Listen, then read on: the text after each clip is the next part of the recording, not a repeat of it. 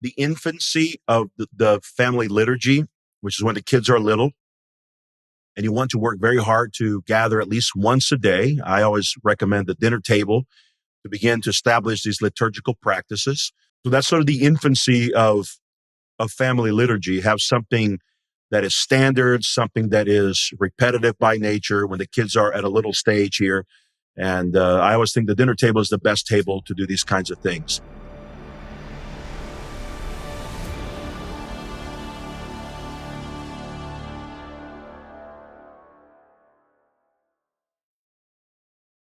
Pastor Brito, thank you so much for joining me on the podcast today. Hey, real great to be with you, Elijah. Thanks for having me, man. Yeah, absolutely. So why don't we start off with you giving a bit of your intro and background and who you are? Okay, very good. I'm Uri Brito, and I've been here in this great nation in the United States for over 30 years now. But I was born originally in Brazil in South America, and that was where I spent my first few years. And they, in many ways, were very formative years. And my father was a minister of the gospel in Brazil and really laid the groundwork for a lot of my pastoral interest later on in life, even though I wasn't interested in pastoral ministry back then. As I look back, I really treasured those days growing up in a pastor's home. And God brought me back to the U.S. after my father passed away many years later and placed some remarkable people in my life that in many ways made the pursuit of pastoral ministry and theology something that I really desired. And I felt both an internal call and an external confirmation to pursue pastoral ministry. So long story short, I am currently the senior pastor of Providence Church in Pensacola, Florida, where I have been for 17 years now. And in September of 2023, I was elected as the presiding minister of a denomination called the Communion of Reformed Evangelical Churches, the CREC. And so it's been about a year and a half now that I've been in this role, and I serve a 3-year term. And I'm just been a real delight to serve the CREC and to be able to talk about these related issues at a national, international level. And again, thanks for having me, Elijah. Yeah, absolutely. So what exactly does the job of a presiding minister of the CREC look like? The job of a presiding minister, constitutionally at least, essentially says that I represent the denomination in any public level, but I also bring together the delegates. The most fundamental job that I have is once every 3 years, where I put together the General Council. The CREC meets once every 3 years, and I preside over that meeting. And this next year will be in Nashville, Tennessee. But in between those times, between what I do between now and the council, which is in 2026, is I represent the denomination. I travel on behalf of the CREC, speak of it, answer lots of questions. I direct people who are interested in the CREC to the particular presiding ministers of local presbyteries. And I spend most of my days doing interviews like these here, whether it be on television, even in the Iranian TV station that I did some months ago. I go to a lot of conferences, speak, and at the same time trying to navigate a very large congregation here in Pensacola and a family of 5 kids. So I wear a lot of different hats, and sometimes I really don't know if I am adequately filling those hats, but I do work the best I can. Awesome. So the CREC seems to be known for a lot of culture building and culture shaping, because there's, different things in Pensacola, Florida, and then there's, all the different businesses up in Moscow and the schools and all of that stuff. And so, a lot of Christians in a way kind of seemed maybe even a year ago or 2 years ago, seemed hesitant to do certain things and act up because facing, government backlash or imprisonment. But with the recent election of Donald Trump, what do you think are some of the things that Christians should start focusing on and building on?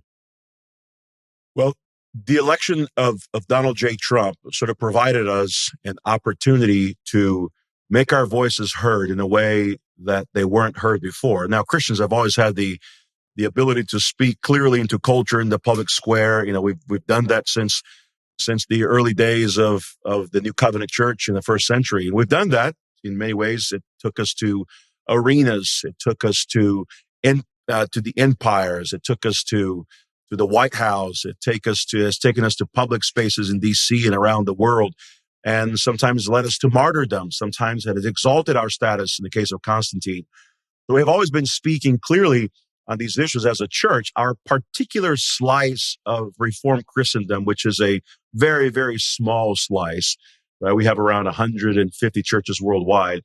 We're a small slice, but I think what's really incumbent upon us now that we have this level of affirmation, we could say, or at least we could say in the negative, that we don't have certain elite groups in DC watching over us to see what we're doing and attempting to paralyze our efforts. Since God has been gracious to give us this season of respite and rest now, the fundamental flaw of the church would be, the failure of the church would be if we just simply took this particular time and essentially, crossed our arms and just sort of delighted in a little bit of peace.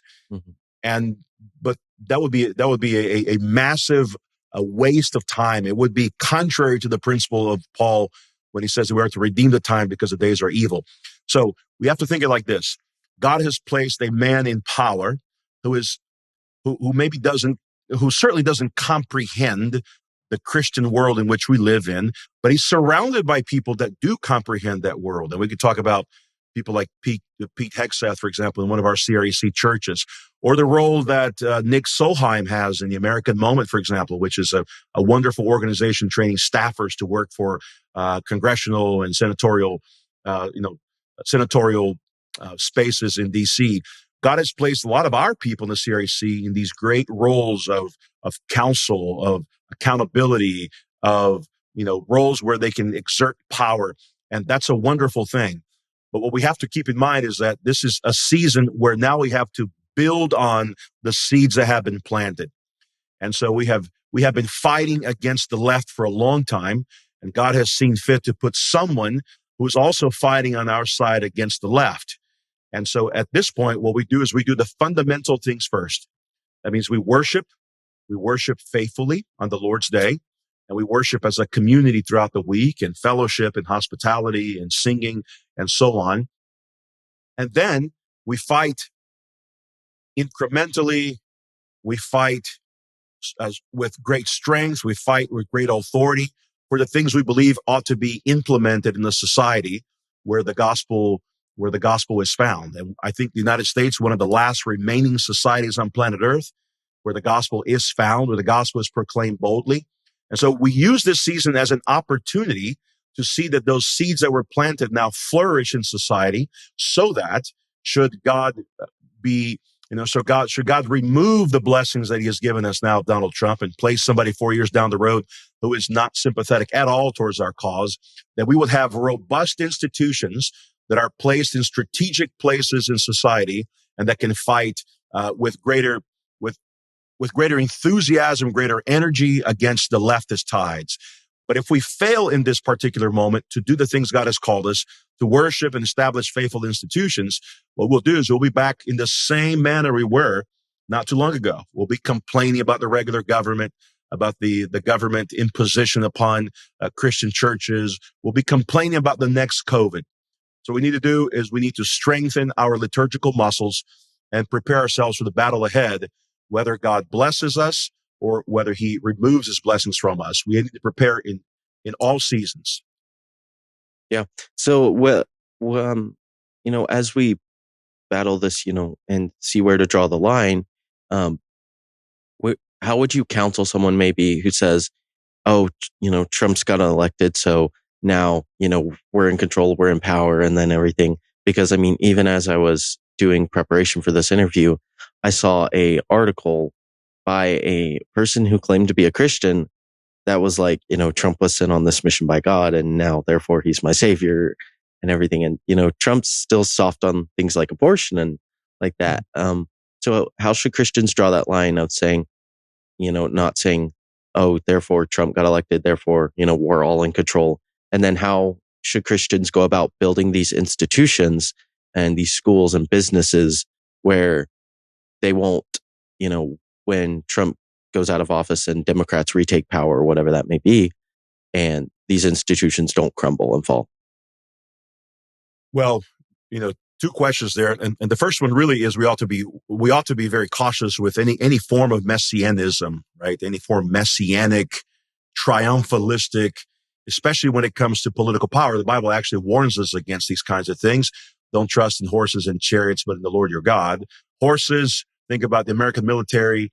Chariots, think about the whatever institution it might be within the government that is the energy department, for example. But don't trust in princes. Don't trust in political figures. So I think every area is covered in that psalm.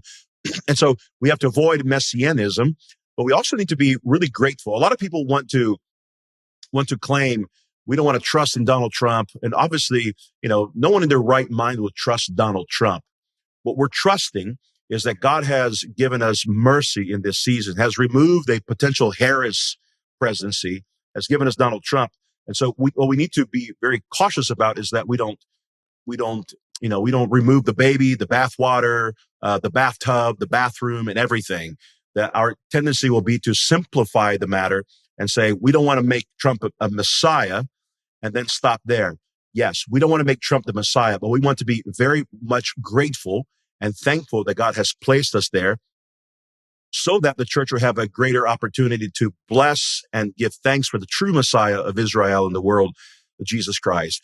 The second question pertains to the building up of institutions. So it's very significant that when we think of any institution, I serve on the board of NSA, I serve on the board of the Theopolis Institute, I serve with the Center for Cultural Leadership in California. I serve in a lot of different communities. And one of the things that's very harmonious about all these institutions and theological think tanks, for example, is that we're always thinking through how to avoid mission drift. And so if we are beginning institutions, the first fundamental thing that we ought to think about is not so much what faculty can we replace, but who are the positions of power? Who are the people in positions of power making decisions? And so this is happening here in Florida, Elijah, when Governor DeSantis is putting specific members in the board of trustees. Those are the ones who are making real decisions. The president is more of a figurehead. That's why we need to put adequate and faithful people around Donald Trump. The president is a figurehead. The people making decisions are the people on the board, the people who are truly, they have the final vote on these things. So putting board members that are faithful to the particular cause and vision is in many ways the most valuable thing that institution can do. And then secondly, making sure that these board members are grounded in faithful churches. That's the second thing.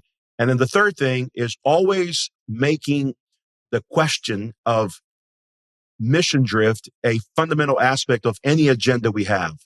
And that means that every single board meeting we're contemplating, have we moved? And if so, why have we moved? That means that every decision, no matter what level of minutia they may hold, needs to be considered if it is stipulated that has moved the direction of the institution a little bit, which means boards have to say, is this professor leading the students in the right place? Is this pastor in this session leading the people in the right direction? If not, what can we do to recuperate that lost ground? What can we do to restore the ruins? And so these are questions that need to be asked all the time. The one thing we can't do is just assume that an institution is going to go in the right direction at all times in all seasons. Just assume that we're going to ride this wave towards triumph and glory.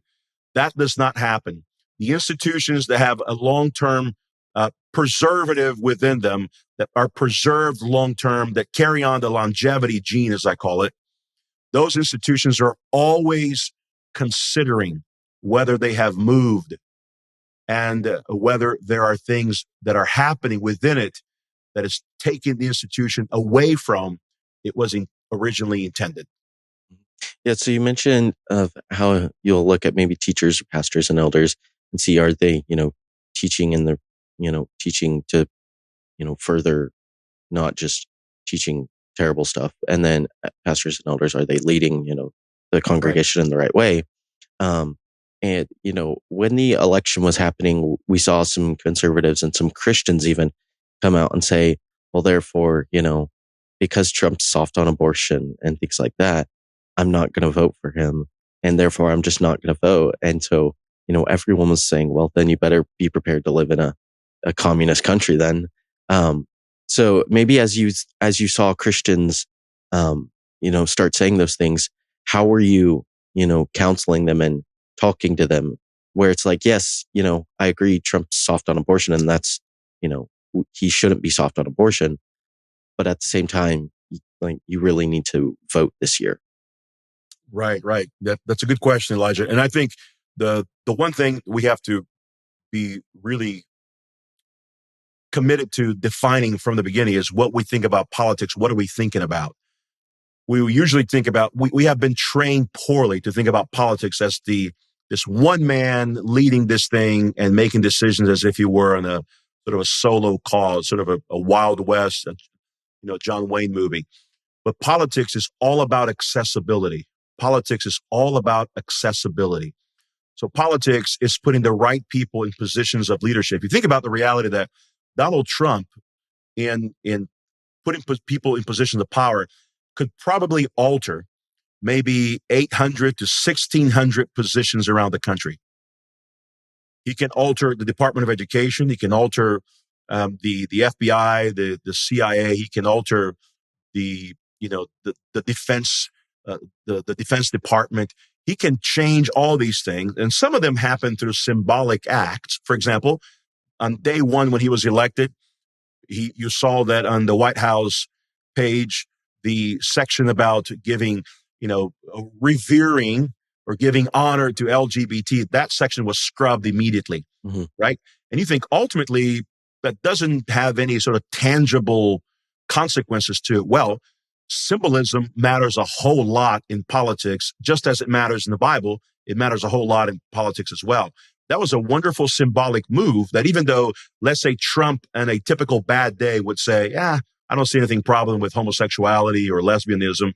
It doesn't matter. The accessibility, the people who are nearest to him are helping make those decisions and are changing the dynamic, the language. They're changing the rhythms and the rituals of the White House. And that's really important. The president has all sorts of he's a figurehead. And so the reality is what we want to do is to convince these people who have bought into a very simplistic view of politics and convince them that this is a long-term game, that we live in a system where there are two choices available. We're not in Italy. We're not in Brazil. We're not in the Netherlands. We have two choices available. And it is a choice that God has given us. Therefore, we ought to make decisions discerningly. A lot of people want to live in this kind of black and white world where they assume that God has given us only these opportunities of righteous and unrighteous. But we are a Solomonic people, which means we function in kingly motif, kingly models. And the decisions of the kings are rarely, if ever, here's black and here's white. The decisions of the king is made through the concept of discernment. And, your father's a pastor. I'm a pastor. We all understand that much of pastoral ministry is about discerning things. There are the things that we desire to be, and then there's reality. But what we have to do is take reality and move it in the direction of where we desire it to be. We don't begin there. We begin with reality, not with utopia. Yeah. And so one of the big things that a lot of people have been losing their minds over is when just recently when Trump said we're going to eradicate any anti-Christian biases. And as Christians, we don't call for violence, but at the same time, we're told to tear down the idols and lift up Christianity. So how should we go about navigating this? It's like, it seems like a lot of the people nowadays, the term eradicate has a lot of baggage to it and everything. So how would you go about, counseling or maybe you're navigating this where we're not calling for violence, but at the same time, we're told to tear down the idols and lift Christianity up? Well, my fundamental point is that everything that ought to be torn down ought to be torn down wisely and discerningly. And so any calls or charges for violence is something that ought to have at least the support of the local magistrates, right?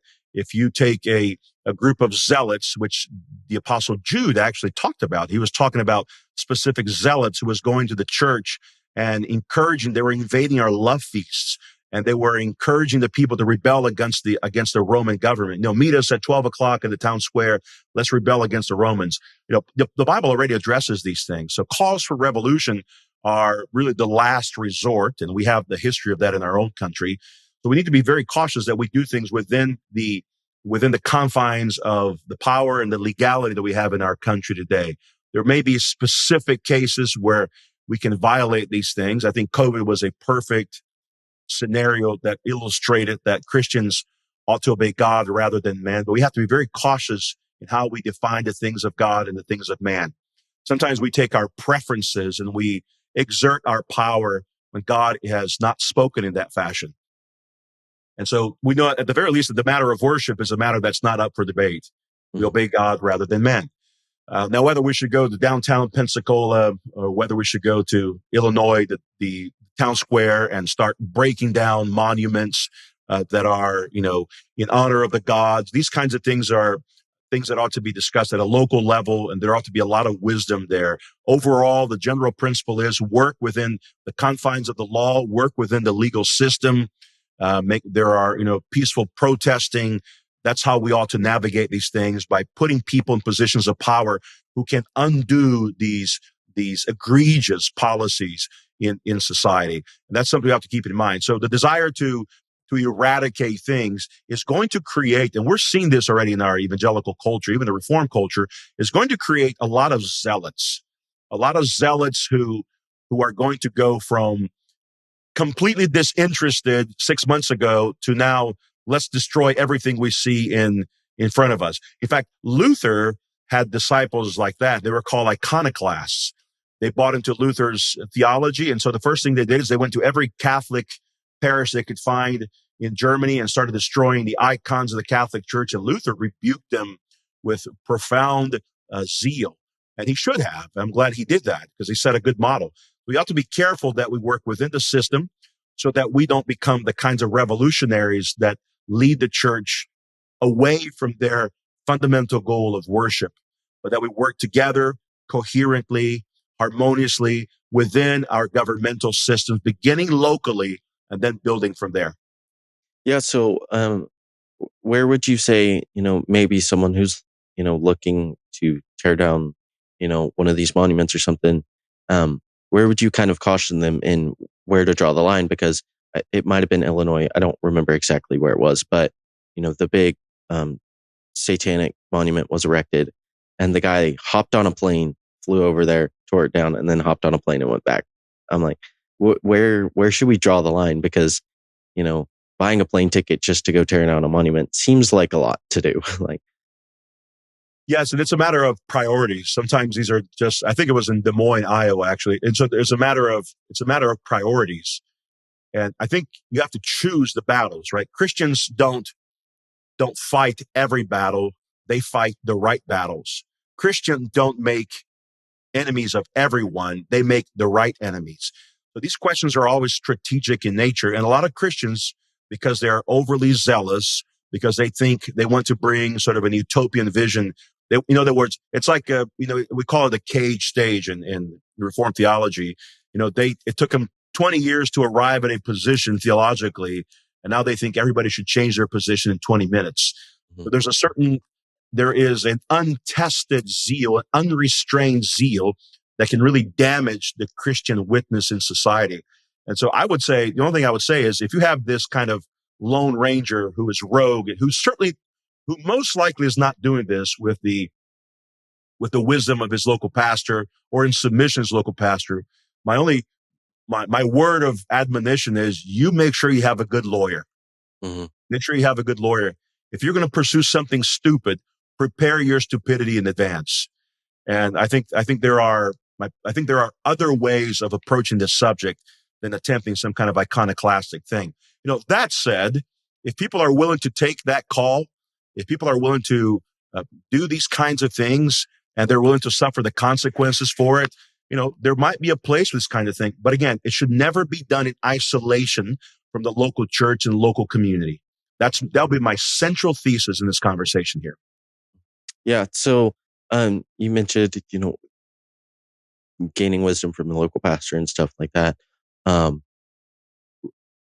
What would you do if, is there some sort of, if a member of your church was like, oh, I'm going to fly to this place to tear down this monument and statue and, risk going to prison, and then I'm going to come back and everything.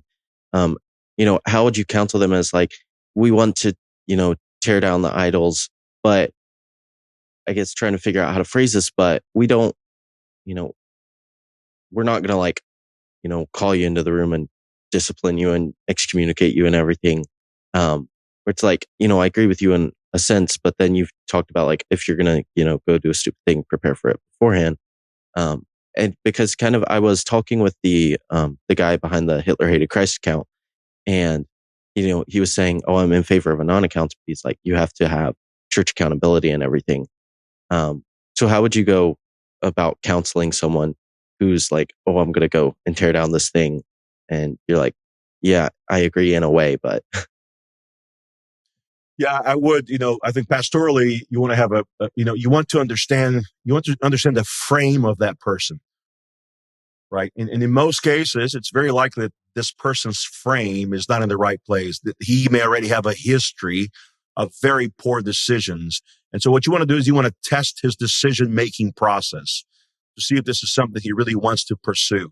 Again, this is not violence. This is, taking a hammer and crushing some kind of, idol or some symbol at the local, at the downtown area or whatever it might be.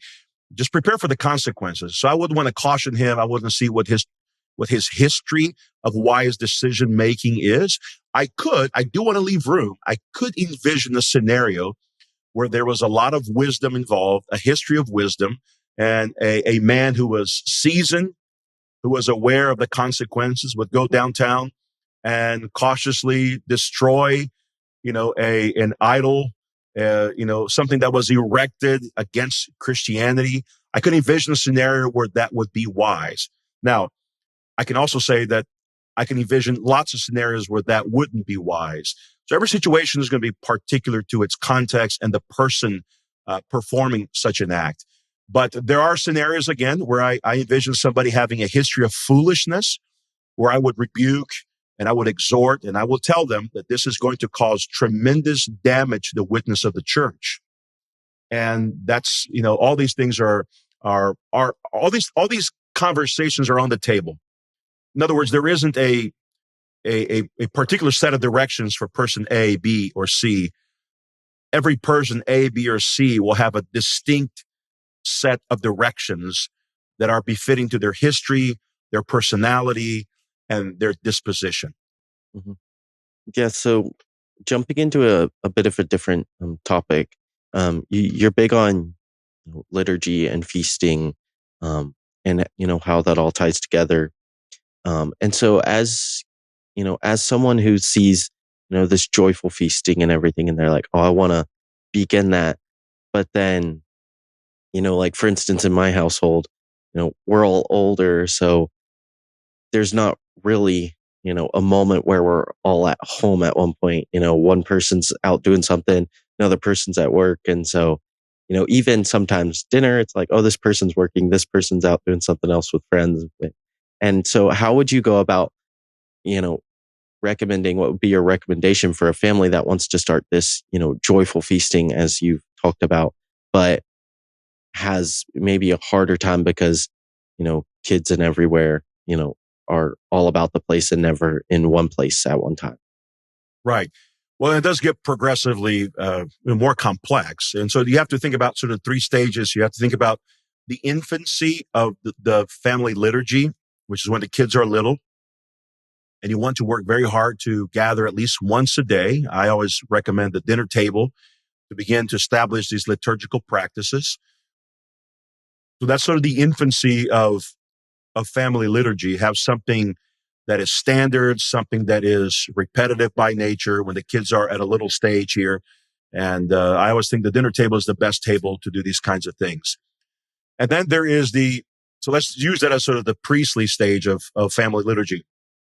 And then there's the kind of prophetic stage of family liturgy where the children are growing up and they are, it's becoming harder because, child A is already 16 and driving.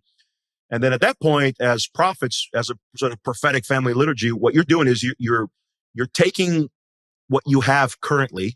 And so that if you have a family of 7, you only got 4 present. And so what you're saying is 4 of them are present for this training. And then 3 have been sent on the sort of a prophetic mission. They're doing their own work. They're working at Chick-fil-A. They're working at Publix. They're working at the ice cream store. They're babysitting. So that's them taking the priestly work that they've learned as young ones, and now they're moving their prophetic labor ahead. And so all of that is preparation for the kingly phase when it's the empty nester stage, or when the kids are much more grown and they have their own identities already. They may be in a college dorm. They may be sharing a house with someone else, or they may be even be in the home, but their schedules are as full as daddies and mommies, And so at that stage, what you have to realize is that what you have to contemplate is you do what you can when you can. And so you have moved from kind of a daily table fellowship liturgy to now in the kingly stage of family liturgy, and you're shooting for one day. And I would recommend, if there is that one day, to do it on a Saturday or a Sunday or on the Lord's Day, where you gather all the tribes together and have one meal together as a family. Some families do it on Tuesdays. Other families here in our church do it on Fridays. But there's that one day where you're gathering your tribe as much as it is possible, because again, you in some cases you have sent them out far and wide, right? I can be here in Pensacola and I can have children in Moscow, Idaho. It doesn't get farther than that. And so you're working through these 3 stages. But if you're a family with little kids, begin with a dinner table, gather them around with a short liturgy, 5 to 7 minutes. I've talked about this before in other venues. It could be a prayer, a song, and a Bible reading. As they get a little older, it can be a more concentrated liturgy with maybe a collect or maybe a written prayer by one of your children, one of your sons preferably, and then a verse or 2 of a song. And so, but the goal is, and I want to say this to all the dads listening to this, to your podcast, Elijah, is whatever you do, do as unto the Lord. And to do that thing as unto the Lord almost always means you keep it short. Mm-hmm. Keep it brief, keep it concise, succinct, and keep it as tightly woven together as a theme as you can. Because at the moment you begin to, when sometimes there are daddies who want to sort of operate as, part-time pastors, and they will do, 15, 20-minute liturgies or 20-minute, whatever they want to do, addresses. My point is keep it really, really brief, because our children, especially in covenant homes, are already going to be exposed to so much beauty. What you want to do is you want to keep that season concise so that they're learning not so much what it is to practice long liturgies, but they're learning what it is to have short, concise liturgies that are consistent throughout their lifetimes. Mm-hmm. Yeah. So you mentioned of how when they're younger, do things, and then when they're older, maybe insert, collect or different prayers. And then you've mentioned keep it concise and simple. Do you think maybe because, we've got these different Book of Common Prayers got the morning prayers and then the evening prayers and then all the different collects, and then there's Bible reading plans. Would you say for a family, as they're looking to start, would you recommend going to maybe a Bible plan and saying, all right, day 1 read Genesis 1, and then day 2 Genesis 2, and so on and so forth, or follow Book of Common Prayers prayers, or someone who's looking to do this but doesn't really have an example maybe, or knows how to go about doing this? Yes, great question. Just as a little plug here, in my latest book, The War of the Priesthood, I have a chapter in the end on prayer where I offer some suggestions of taking written prayers by our fathers, Puritan prayers, whatever they may be, and using them for devotional or for our individual liturgies. My point is, I guess, whatever you do, do it well. And I think, again, back to the conversation we're having about the cage stage, right? You don't want to begin in such an exhausting fashion that you will tire your family. If you're starting this for the first time tonight and you're listening to this podcast and say, that sounds great. I love what Pastor Brito said. And I'm going to read, all of Psalm 119 this evening here. So just be balanced and be self-aware of the frame of your family, because you may assume that mommy is eager to hear it and Johnny's eager to hear it, but you may most likely be assuming wrongly. Mm-hmm. And so I would be very cautious. And so you might want to find something like the Bible reading challenge from Christ Church as a way of doing this kind of thing. We've done various things in our own families. We've done where we set the children down to listen to the Bible being read, where we read at the table. There have been evenings where we had we sang a verse or two, and we had a brief discussion about something said in the sermon. So in our case, as our children grow older, we're kind of in the prophetic stage right now. Those meetings, those times of family liturgies are not as neat and tidy as they were in the priestly stage, but they're happening. And that's really the important thing, that we're able to bring the family together. And whether we're using a liturgy or whether we're doing, if we have a very unique homeschooling, families can probably do this better in some ways. If we're having a morning time before beginning homeschooling, we could do matins to the BCP. We could do sexton at 12. We could do vespers at 6. There's a lot of things we can do. But part of my general agenda when it comes to these conversations is whatever you do it consistently and make sure you have the buy-in of the family, right? We don't want to see our children, we don't want to see that infamous face from our children. Oh, again. Mm-hmm.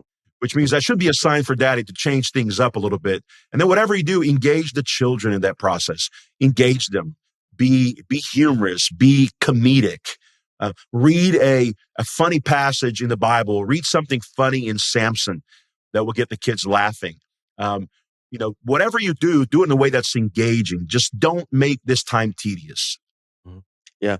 And so as we've seen in, the modern culture of worship, and all the different liturgies, even though they would say they don't have liturgy, with all of the more contemporary pop Christian music and stuff, what would you say is the place where a church is lacking, church liturgy is lacking in the most today? Oh, undoubtedly the singing. That's just the part where I think all you have to do is visit a random evangelical church, even here in the South where I live, where there's churches everywhere, and you'll find yourself just deeply disappointed with the lack of masculine singing. And part of that is that a lot of music has been written to fit a female pitch. So they start really high. So the first note is a real high note on the piano, and they will give that first note. Sometimes they'll just play a few measures of it, but you can tell as a man that pitch is just not meant for you, Mm-hmm. You can venture into some falsettos, which will sound pretty awful, but it's just not fit for you. And so even there, I'd want to begin the conversation on why have a lot of hymnals, and I'm thinking of, of red and blue Trinity hymnals. Why have a lot of those songs and those hymns or even psalm compositions been done to already exclude men from the singing? Mm-hmm. So we need to begin there. I think the first battle is the battle of who begins the song. And so if you need a woman to lead a song, there's something wrong with that image already. Music is a war. It's an instrument of war. It's a tool of warfare. And so let's begin the battle there. But secondly, let's begin to train men to sing, because as the men sing, so do the women, so do the children as well. And you can see this in any congregation. You can always see that at least the congregations where children are present, that children, especially boys, are going to be looking at what is daddy doing in this liturgy. Mm-hmm. And they're going to imitate. So if daddy is passive, Johnny will be passive. If daddy is active, Johnny will be active. And if you conquer the men, you conquer the women, the wives, and you conquer the children as well. So I begin with the battle of music first, which means that, every gathering of men should not be in vain, just as every gathering of women should not be in vain. Begin every gathering, begin every table liturgy with a song. We're in the Epiphany season now, Elijah. So I always, Brightest and Best of the Stars of the Morning is my favorite Epiphany hymn ever. So we sing a verse of that almost every night. And so just begin that battle there, begin it in small little fragments, and then you can begin to increase it. But churches have lost that battle long ago because they have assumed that men do not matter.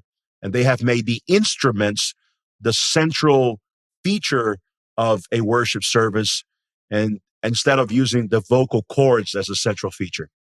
Yeah. So, I mean, where do you think maybe placing a time in history that, this shift in music in the church began? And, why exactly do you think that shift happened? If I were to sort of blame a particular era, I would certainly begin to blame it in the era of Charles Finney. And I've written a couple of essays on this. Charles Finney began to use music no longer as a kind of doxological tool or a war instrument, but he began to use music, church music in particular, as a tool of manipulation, as a tool of drawing people's emotional state into a particular decision-making process. And so the early stages of the altar call, the invitational system, were all results of what I call, Finneyism liturgy, which is a liturgy completely committed to the emotional state of humans and what can we use in the service to draw the emotions out and therefore get the decisions we want. So I would put it at the feet of Finney. I'm sure there are other culprits as well, but I think Finney is the one who has played the most significant role in training composers into framing music in a way that's not doxological, but framing music in a way that pulls at the heartstrings, Mm-hmm. And whereas it serves really well at a campsite, it does not serve well in the throne room of heaven. Yeah. So how would you go about talking to a church and maybe start singing these more manly hymns again? I mean, just as an example, I talked to Stuart Amadon a bit, and his church, they were singing some more contemporary music, and then recently they started singing more of the masculine music and raising their hands for the doxology. So how would you go about with the church and talking to them of, we're going to start singing more manly music now? Well, as the pastor goes, so goes the church. Churches are reflections of their pastors. I can't imagine a scenario where that's not the case, for good or ill, for good or ill. And if that's the case, the example of Stuart, who's doing just a phenomenal job, you can see he is leading the church.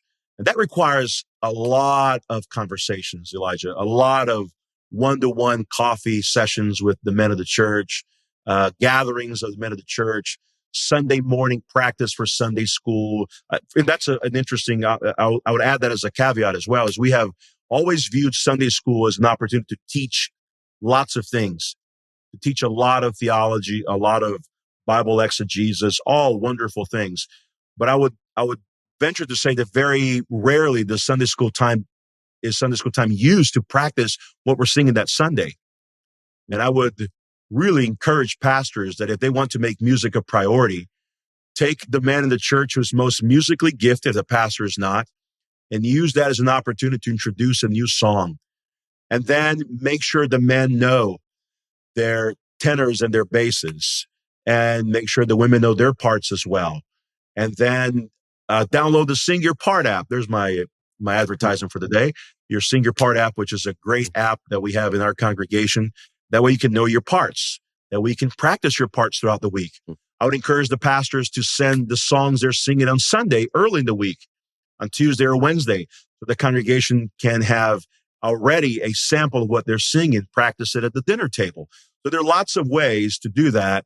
But again, if the pastor is not able to convince the men of the church, he needs to begin that process there. And that maybe would require a season of, 6 to 12 sermons on psalm singing as he's working through a series in the Psalms. So there's a lot of creative ways of doing this. But the one thing that a pastor can't do is just assume that the men and the church is going to sing this stuff. He can't show up one Sunday and say, hey, listen, I just got back from Pensacola and heard Pastor Brito talking about psalm singing, and the men of the church sing so well. And then, the first Sunday he's back, he wants to sing Psalm 45, or Psalm 98 or Psalm 110, some of these more classic psalm tunes. These are things that require a lot of practice. We do psalm roars here in our congregation, and we've done them for 17 years. And every time we get people from out of town coming, they're hearing the harps and the cellos and the violins and the piano and the trumpets, and they're hearing our people singing parts. And they're so excited about introducing it next week. And I always remind them that this took us 17 years to accomplish. This is the fruit of a lot of labor. This didn't happen overnight. The best things in church will always happen through a lot of good old-fashioned practice. Yeah. And so one of the other things that I want to touch on is at your church, you wear different robes for the different seasons and different events of church. And then even like the clerical collar. A lot of people, will look at that and they're like, oh, I love that. But then they maybe in a way are afraid to do that because those things have been associated with, Roman Catholics and everything. And so they're like, well, I see Pastor Brito wearing a robe for the different seasons and I see him wearing a clerical collar, but I'm afraid to do that because then, people might think I'm Catholic. So how would you go about explaining to a person where you can do this and, it's not just Catholics who do it? Right. And you're going to need whoever the minister is going to need to buy in. My encouragement is do it very early on. It's a little harder to change when the congregation is established, but it can happen. I've seen it happen. I've convinced a lot of pastors to wear the clerical collar. And so that's something that's going to require training, just like psalm singing is going to require training. You have to convince your congregation that clothing in the Bible is something glorious and that we're not going for all the shenanigans of Rome. And we make that very clear. We want to be unapologetically Protestant and realize that the clothing we wear is communicating something.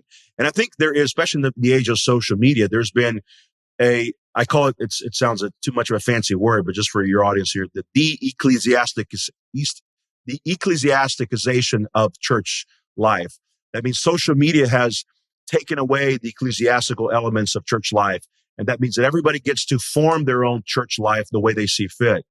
And that's problematic because your imaginary pastor on Twitter that you love so much is not going to be there when grandma's dying, not going to be there when you come out of a car accident. You need to find people who are going to be legitimately a part of your life. And there's something really unique about pastoral clothing that communicates that. It gets as practical as when I walk into a hospital. One of the difficulties of it is I can walk into a hospital to visit a parishioner, pray for them, but as I'm walking out of the hospital, it's very likely that I'll be interrupted 2 or 3 times by a nurse that wants me to pray for them, by a patient who will call me from their rooms to pray for them. So be prepared for the responsibilities. Sometimes it's very hard for me to walk through a grocery store because I'll be interrupted at least once by somebody who wants me to pray for them. I will be in a restaurant eating and somebody will interrupt me to pray. And I view this as happy interruptions. So just be prepared for the responsibilities that come with it. Nevertheless, what the clerical collar says, for example, is that the kingdom is open for business. You can be the world's most renowned pastor wearing a business suit in downtown Pensacola, or you can be someone of very little notoriety or little knowledge like myself. And I guarantee you, the individual is going to look at the two of us and he's going to realize that one looks like a pastor, the other one doesn't. That's just the nature of things. Yeah. And they're not really going to care about whether you're an Episcopalian pastor or not. They're going to care about the fact that they have a need and that need is going to be met by the guy who looks like a pastor. So the question is not, should you wear a clerical collar? The question is, what are you wearing and what are you communicating? You can look like a cowboy. You can look like a businessman. You can look like a lawyer, or you can look like a minister. Mhm. And one of them conveys that idea immediately. The other ones, you got to do extra digging to find out. And I think to me that the answer is very simple. I understand some people live in cultures where there's already what I call Romophobia. And I understand that's very common, especially in my country, Brazil. But most of America does not have enough Roman Catholicism to affect their understanding. In fact, I argue that most of Roman Catholicism in America is highly Protestantized. So it doesn't matter anyway. Unless you live in a country like Brazil or Chile or the Vatican, where Catholicism is there, where you're worried about confusion, that's not going to take place at all in the United States. And if it does take place, all you have to do is have one conversation with them. And you tell them, here are my Protestant bona fides. Here are the people that I cherish, and here are the people that I don't. And a lot of this is just one conversation away from solving a lot of these misunderstandings. Yeah. And so you wrote on X once that you said make the church great again and Sunday travel sports. And so where should Christians, draw the line of sports on Sundays, and how would you go about, counseling someone? Because some people in the church are like, oh, I want to do sports and soccer and football, but then there's, the games on Sunday and everything. And so where would you say is maybe the time where you're like, all right, you've missed this amount of Sundays in a row, therefore we need to have a talk about this? Mm-hmm. Mm-hmm.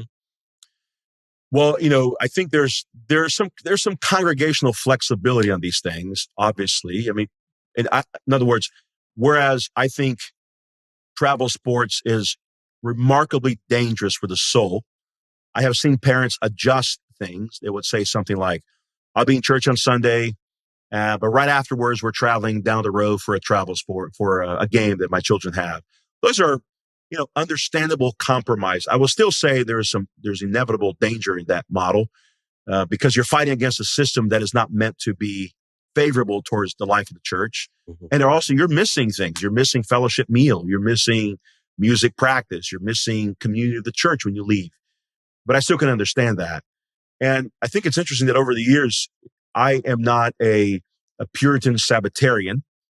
I believe that the Sabbath is fulfilled in the covenant renewal worship service. There is some flexibility, but I also believe that the whole day is as unto the Lord. In other words, the whole day should be spent with God's people. And because of that, so maybe I'm not a dark Sabbatarian, but maybe a mild beer Sabbatarian. And so, but at the same time, I still believe that the Lord's Day is so valuable and so biblical that there is intrinsic danger in that. So I've made this very clear. If a family has their children in travel sports, they will never be an officer in my congregation. They just don't fit what I'm looking for officers in the church. Officers are models for the congregation. So these people are automatically out of that possibility unless they change. And they won't have massive responsibilities in the church because of that as well. And so they're going to live in that kind of periphery. And there are a lot of members in the church that live in the periphery. I will exhort them when necessary. I'll encourage them when necessary. But I still think it's not so much an issue of, whether it's an issue of wisdom. And in that case, if they are violating the Lord's Day as a principle, which is the gathering of the assembly, if they violate the Lord's Day in consecutive fashion, then I think that's an issue of church discipline. I certainly think that's an issue of rebuke and exhortation. Now, whether that leads to eventual excommunication, that's a whole separate question there. But I want to say that the principle here is you are with the Lord's people when the Lord's people gather, and that we have idolized travel sports because of a host of issues. And a lot of pastors are very afraid or timid to talk about these things. So I think they need to be bold from the beginning. That way they establish a principle, as we do here in Pensacola, that these things are not only not acceptable, but they're dangerous to your soul individually and to the soul of your children. Yeah. So Where would you maybe say is the line where, like, okay, you've missed multiple Sundays in a row, and therefore we're gonna do, church discipline, and where they are not, unrepentant, where they're like, yes, I realize, this shouldn't happen, but I have to do this because, my son has a soccer game or a football game.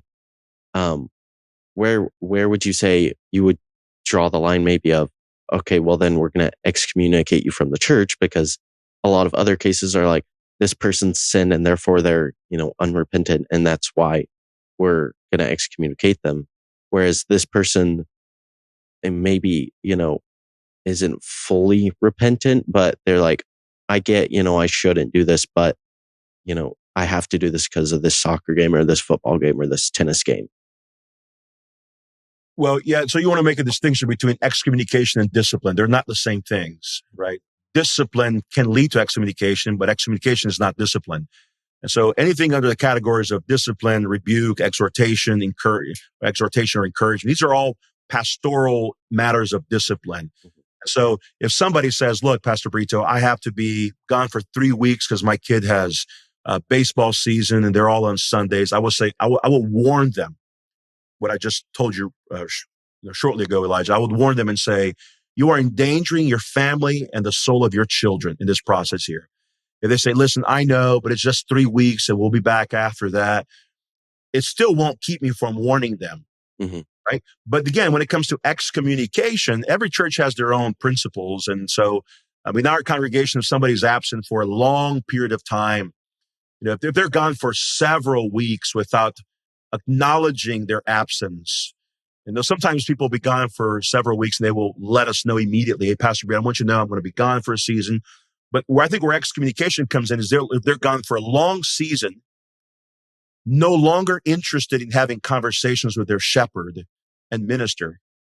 And they're essentially displaying their refusal to submit to the session. Because the important thing about church life is that when you enter the church as member, you're signing into vows. You're committing vows into the church. And almost every church that I'm aware of speaks something to the extent of that I commit myself to the life of worship in the congregation. So a violation of your membership vows for an extended period of time can lead to excommunication. It's never happened in my congregation, but it certainly can lead, because I think the more probable thing is that the extended absence from the worship of God's people is going to lead to moral problems, and those will most certainly lead to excommunication. So these two things go together, the absence of worship and the failure of the moral Christian ethic. And then when these things come together, they become sort of the perfect storm that could easily lead to the excommunication of somebody in the church. Yeah. So as we wrap this up, any final closing remarks, thoughts about anything that we've discussed in this conversation? Well, I think, these conversations are important to be had. And I think for a lot of people who are reconsidering where they are in the life of the church, maybe really reconsidering, if you're a father listening, you're reconsidering, my pastor is not bold about any of the things that I think are good, true, and beautiful. He was not bold during COVID. He is not bold about the election. He's always trying to find a third way around the obvious, Mm-hmm. I think there are scenarios in which a father, or if you're a young man in college, they really need to consider whether they are in the right place. And I'm usually the last person to push people away from their churches. But I think we live in such a time that if fathers begin to notice that there are trends towards woke ideologies, trends towards leftism, or trends that are endangering the soul of their children, that the pastor is not focusing on Sunday morning. Now, there are people that are exceedingly nitpicky about everything, right? They're not going to be content anywhere. They're going to go to 5 churches in the space of 2 months, right? Those people have other kinds of dangers. But the faithful person who's been in the congregation for several years, and they're noticing these trends that are leading the congregation in a direction that he never envisioned, this is a really important season for them to consider where they should go to church. It really is. And I'm very pleased to say that the CREC provides not just an escape, but a robust vision for church life that encompasses the life of the family, the life of worship, the life of singing, the life of liturgy, life of hospitality in a way that's cohesive that I have not seen practice in other denominations. Now, we don't have a church in every town, obviously, but that might be something worth considering. Or if that's not available, there are other great churches in town that you might want to consider. My point is, do your homework and be always asking the right questions so that if you notice that there's mission drift in the institution that you're part of, your church, you'll be a voice of reason in that congregation and pointing them in the right direction. Awesome. Well, so where can people find out more about you and your work? I have attempted to consolidate everything into one place. So if everybody goes to uribrito.com, URIBRITO.com, they'll have access to my Substack is the place where I'm sort of putting all my thoughts into as a way of just saying, here's a one-stop for all things Uri, for those who have the patience to follow. And I'm really grateful, by the way. Thanks for the opportunity for the interview and the conversation. But also, I'm really grateful for people like you who are young, but really asking the pertinent questions that need to be asked in our society. And a lot of people are very afraid to ask these questions, for fear that there might be some kind of retaliation toward their status. But there's a level of comfort in asking questions without fear and having the conversation out in the open. So I appreciate your work, Elijah. Thank you. I appreciate yours as well. And all those links will be in the description of the episode. Thank you for joining me on the episode today. My absolute pleasure.